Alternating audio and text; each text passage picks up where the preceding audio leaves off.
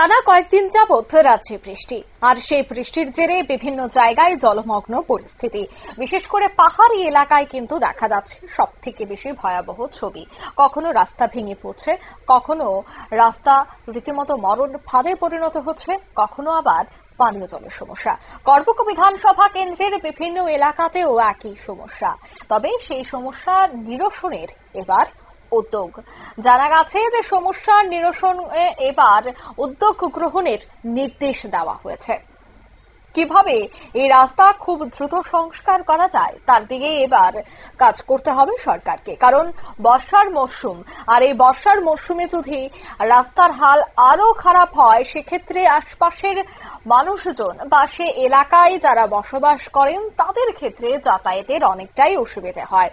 অন্যদিকে অভিযোগ রয়েছে যে এই এলাকায় অর্থাৎ এডিসি ভিলেজ পরিদর্শনে যখন আজ বিধায়ক এবং পিডব্লিউডি এসডিও তীর্থমুখে এবং মন্দিরঘাট এলাকায় পরিদর্শন করেন, ঠিক তখনই সঞ্জয় মানিক ত্রিপুরা সে সঙ্গে উপস্থিত ছিলেন করবুক ওয়াইটিএফ ব্লকের ভাইস চেয়ারম্যান রাজেশ ত্রিপুরা এবং করবুক ওয়াইটিএফ ব্লক কমিটির প্রেসিডেন্ট রূপায়ণ দেওয়ান, তীর্থমুখ এবং মন্দিরঘাটের চেয়ারম্যান সহ অন্যান্য সদস্যরা। তারা কিন্তু সে পানীয় জলের সমস্যাটা নিয়েও তারা দীর্ঘ আলোচনা করেন। তবে এই গোটা পরিদর্শনে কি বলছেন সঞ্জয় মানিক ত্রিপুরা শোনাবো।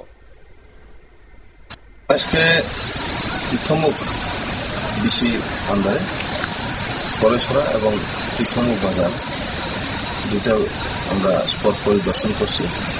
আমাদের সাথে আমাদের সব নেতৃত্বরা আছেন, অ্যাক্টিভ কর্মরত তারা, আর সাথে আছেন আমাদের এসডিও পিডব্লিউডি যতন বলি, ওনার সাথে আমরা জয়েন্টলি ভিজিট করেছি।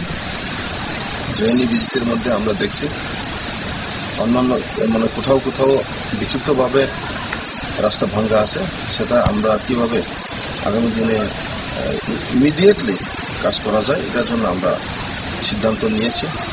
আর এটা অলরেডি আপনারা শুনলেন তাদের এই বক্তব্য। করবুক বিধানসভা কেন্দ্রের বিভিন্ন এলাকা আজ তারা পরিদর্শন করেন এবং এই পরিদর্শনের পর কতটা দ্রুত গতিতে কাজ সম্পন্ন হয় সেটাও দেখার। নিয়ে নিয়েছে ছোট্ট একটি বিজ্ঞাপন বিরতির সঙ্গে থাকুন।